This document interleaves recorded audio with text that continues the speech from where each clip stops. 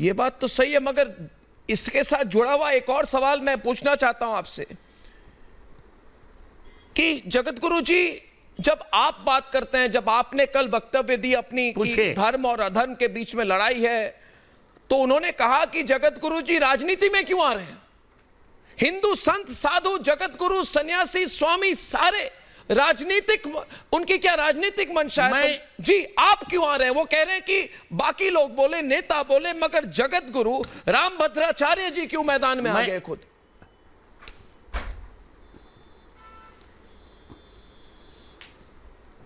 मुझे एक बात इनकी मूर्खता पर तरस आ रही है कि जगत गुरु राजनीति में नहीं आएंगे तो कौन, क्या लुच्चे नंगे लफंगे आएंगे? राजनीति हमारी है। धर्म का संबंध राजनीति से उसी प्रकार का है जैसा किसी सात्विक पति का सात्विक पत्नी से संबंध होता है। राम धर्म सिय नीति बल, अचल होत यही काल। गोस्वामी जी ने दोहावली के 167वें छंद में ये बात कही। धर्म के बिना राजनीति विधवा होगी और राजनीति के बिना धर्म विधुर होगा। इसे हमको तो धर्म में आना ही चाहिए। संत यदि राजनीति नहीं करेगा तो कौन करेगा? संत ही राजनीति करके सत्ता पर अंकुश लगा सकता है और संत ही भारतीय समस्याओं का अंत कर सकता है। अर्णव जी, सीधा सवाल आपसे है जगत गुरु जी कि कमलनाथ इस पर मौन क्यों है?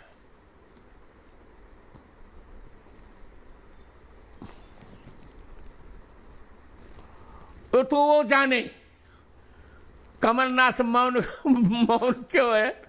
आप जानते हैं संध्या काल में कमल सिकुड़ जाता है।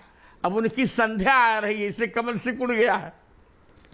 नहीं, मगर मौन धारण करना तो गलत है ना, ये मैं पूछ रहा हूं आपको।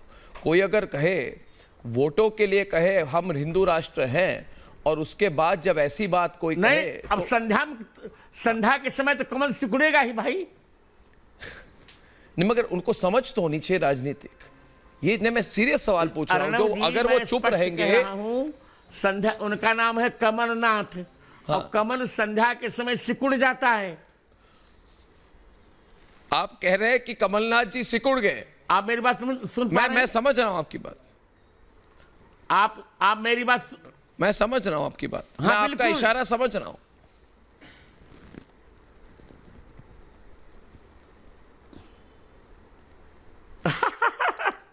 आगे चलिए, आगे पूछिए।